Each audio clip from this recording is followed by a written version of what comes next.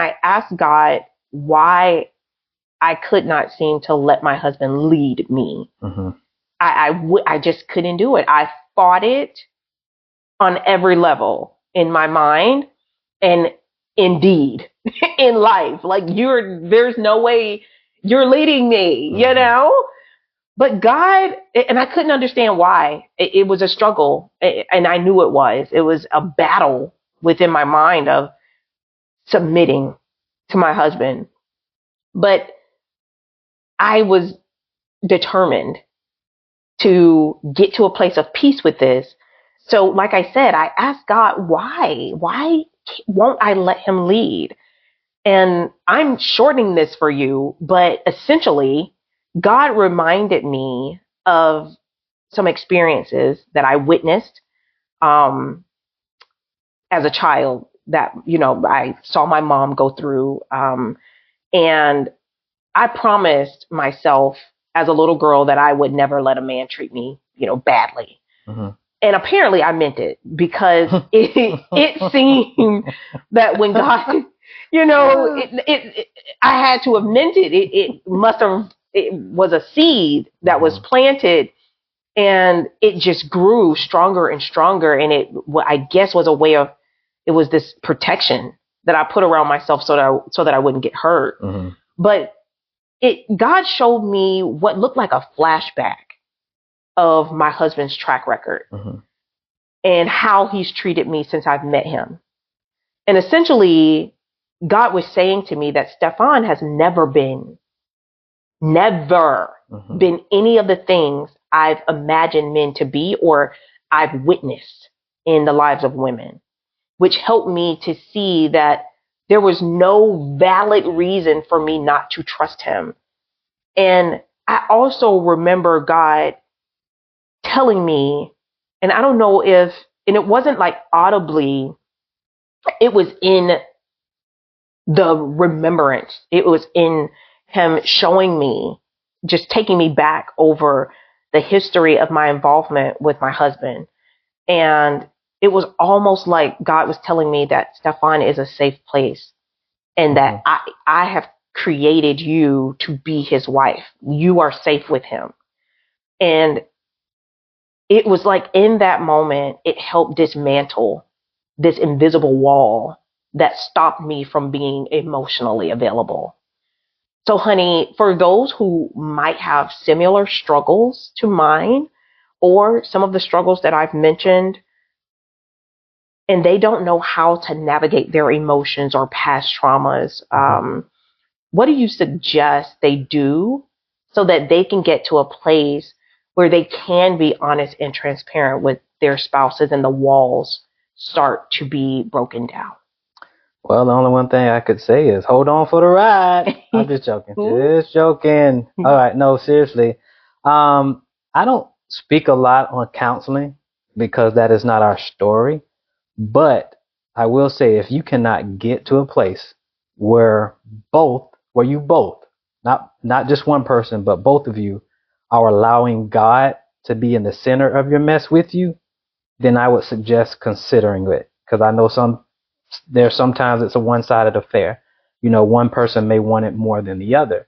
So I would definitely say, if both of you are not allowing God, because it takes both of you to allow him to be in the center of something that is meant for two, including God. But if you guys can't come together, allowing God to be in the center of the mess with you, then I would suggest considering counseling. And I want to just add, you guys, while we've not seen a professional counselor, let me assure you that God has been our counselor in the midst of our mess. So just to be clear, you guys, we've not seen a counselor, but the Holy Spirit, when I tell you that God has counseled us to this place of peace in our marriage, like a professional counselor would probably better than a professional counselor could, because he knows our heart. Exactly. And he was able to help us dig up a lot of the trauma and past issues and childhood experiences that essentially made us who we were and broke those down. It's like he broke us down to rebuild us again. Yeah. But we have had counseling, but not from a professional counselor in the, in that sense. But God has counseled us. Yeah. And, navigating past trauma is just no joke. It's no joke. It takes a lot of patience and understanding of each other in order to even navigate through it. Yeah. I do want to provide a different perspective on some of the struggles that you mentioned for those who are looking to get married, if you don't mind. I want to take a little go ahead, babe. Detour here.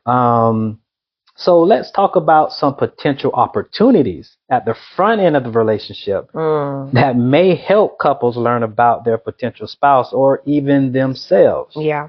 And I say potential because I want to go back to the getting to know you stage, which is dating. Okay.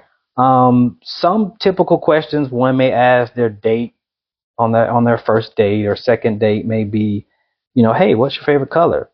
Or what type of food do you like? Even asking them the question of where do you see yourself in 5 to 10 years?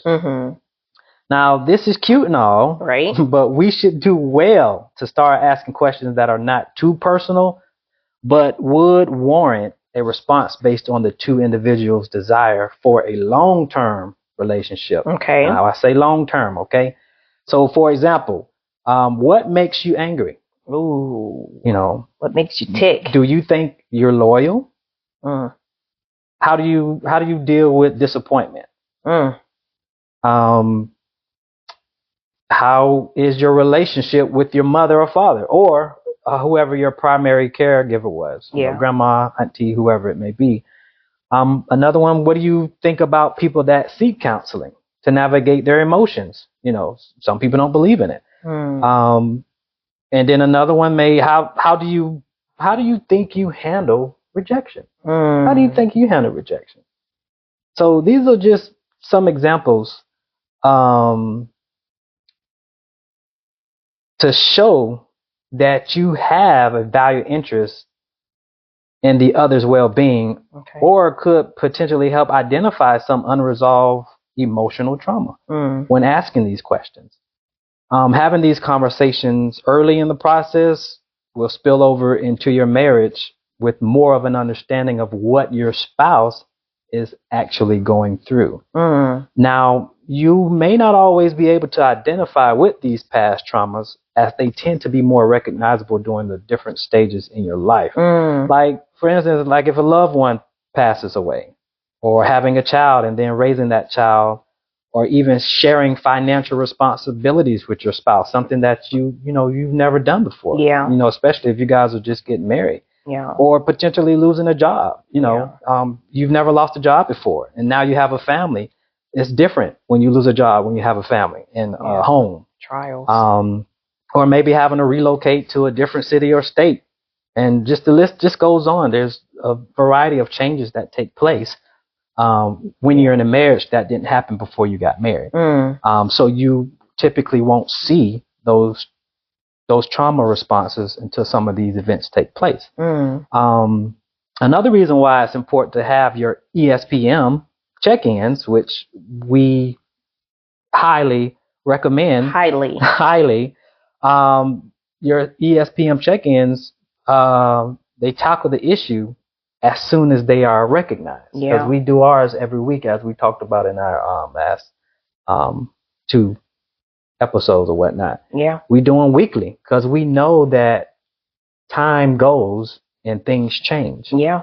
The way you react changes. How your body feels changes. Yeah. Your emotions change. So that's why it's important to have that ESPM check-in on a weekly basis. Yeah. So I will say this about my wife. Uh-oh. She gave me plenty of warnings. Hello, somebody. About who she was when we first started seeing each other. So I know you guys are hearing her testimony. But she gave me a fair warning. She did. She gave me a fair warning. Now, I will say though, I did not know the extent of what she was telling me. Yeah. I had no clue.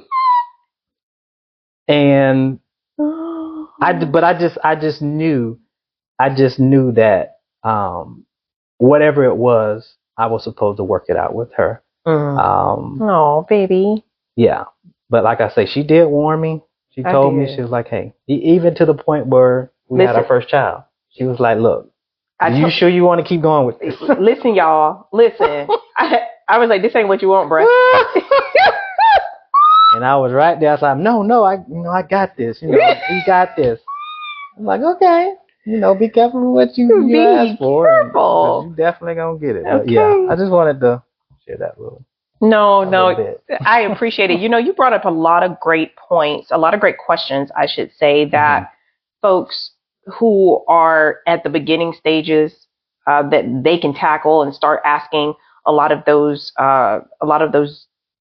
revealing or questions that could reveal trauma and help them at the beginning. Start dealing with some of that stuff, because you don't know if you don't ask, and then people don't know to share this information if they're not asked. Exactly. So really good talking point. You guys, once God helped us break down some of the walls in our marriage, we were able to start creating some structure to fortify the areas that God had healed in our hearts. For example, we started sharing our feelings and our thoughts more intentionally, so that no offenses lingered without resolution. We didn't wait too long, too much time didn't pass, and we don't allow bitterness and resentment to set in. When I say we don't allow bitterness and resentment to set in, over time, I remember as I sat with something that I was upset about, I would get angrier and angrier. Like the longer I sat with it, I would start to add stuff to what happened that wasn't a part of the issue. And so it's really important that you don't allow anger, or you don't allow a situation that has occurred to sit with you too long. Because if you sit with an offense that has upset you too long, your mind is going to take it and create a alternate reality of what actually happened. And that's what used to happen to me. And I love that I'm in a peaceful place with my husband now, in such a way that we're able to have disagreements and reach a place of peace and apologize to each other without things getting out of hand. And so now we don't speak from a place of hurt or arrogance. We've learned to communicate our emotions and explain our point of view without anger. And for me, that is a win-win. Yes, because I can think back, you guys, there was a time when everything I did was in anger. If we had a disagreement, I went from 1 to 100 in no time. Like as soon as there was a disagreement, I was on 1,000. And I don't know how I get there, just angry. But anyway, one of the important things when communicating is to refrain from calling each other names. Please try not to do that. Make sure you're actively listening. Don't listen to respond. Actively listen to what the other person is saying. And when you do respond to what they're saying, not to defend yourself. That's me. But to show them that you're listening. Like, I understand what you're saying. I can understand. For an example, you can say, like, I can understand why you would feel that way based on what you just explained. I would probably feel that way too. Like, validate their feelings and respond to each other from an understanding place. Stefphon and I ask questions when we are looking for clarity. Like if we don't understand what the other person is saying, like, hey, can I clarify? Like, are you saying X, Y, and Z? But we remain conversational. We don't allow it to turn into an argument. And we try to be respectful of each other at all times. And if we feel ourselves getting upset, we take a break. You all do the same. Like, hey, you know what? I feel myself getting angry. Let's just take a moment. So in this way, we're creating an atmosphere where we both feel that we can be honest and transparent with each other. Honey, do you think it's much easier to be honest and transparent when you're angry as opposed to in love? Oh, definitely anger. I'm going to give you an example, and we'll talk about this now. I guess I could say my neighbor did something. I'm not going to say what it was. Please. But I was so adamant about making sure he knew what he did was wrong that I waited outside for that individual to get home. At that time, my anger was at 100. And for me, I'm the type of person to where, if something is bothering me, I like to try to address it as soon as possible. But of course, it's a different approach with my wife because I know there's a time and a place. But if I can't address it the way I want to at a certain time, it tends to die down. And sometimes I may say, you know what, it's not that big of a deal. Now, that's how I was in my anger. It was like if I couldn't get to you, if I couldn't put my hands on you when I was at a place to where, I was a little bit more violent, if I could not get my hands on you, then most likely I would let it go. But my desire was to put my hands on you as soon as and he's not talking about me. I'm not talking about, yes, I'm not talking about her. I'm just using the neighbor example. But I've grown out of that, for sure. But yes, definitely anger, so much easier. So typically, in anger, we're looking for a release of tension and frustration and saying whatever's on our mind. Yeah, and more focused on how this type of release will make us feel better versus focusing on how it will affect those, around us. Yeah. Now, if anger has been a more common emotion expressed in your upbringing or your past relationships, it may feel more natural to communicate in this way. That was me. Yeah. So, and I'm going to say this for the sake of the audience. There are actually some cultures where expressing anger when expressing the truth or so-called getting it off your chest may be more accepted or even encouraged. It's just an easier route with less thought or consideration for the feelings of the person who will be receiving the wrath. Yeah. And then let's look at the other side of the coin. The difficulty of being honest and transparency in love. Some just may not want to be honest and transparent in how they communicate due to fear of being judged or even seen as weak. Yeah. I know that was a big thing for me when I was younger, hanging with the boys. Me too. Some communication may require you to be open and vulnerable, which may expose your innermost feelings. Yeah. And for some people, this could be scary. Yeah. And then it could actually lead to that fear of rejection or not being understood. Yeah. I totally understand that. It is for you all, I want you all to know though, with everything that we've discussed, it is a mark of true Christianity that we do not remain the same, but we grow in love and patience, humility, kindness, and righteousness, to name a few. In other words, the old things should be passing away.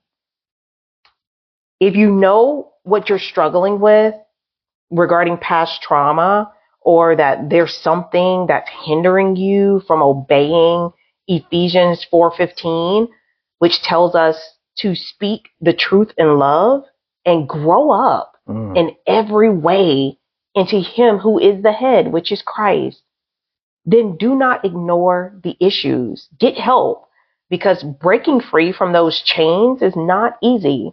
But as we know, we can do all things through Christ who strengthens us. Yes, we can. Honey, do you have any final words? before we go? No final words. I enjoyed the discussion today. For sure. Like I always say, I pray this falls in good soil. And I pray that the hearers were able to receive something beneficial to their marriage. I agree. Well, you all know what I'm getting ready to say. Yeah. Thank you for joining us for another episode of It's a Beautiful Mess. Be sure to follow us on our social platforms for more content. And remember to lead with love. Bye. Bye-bye.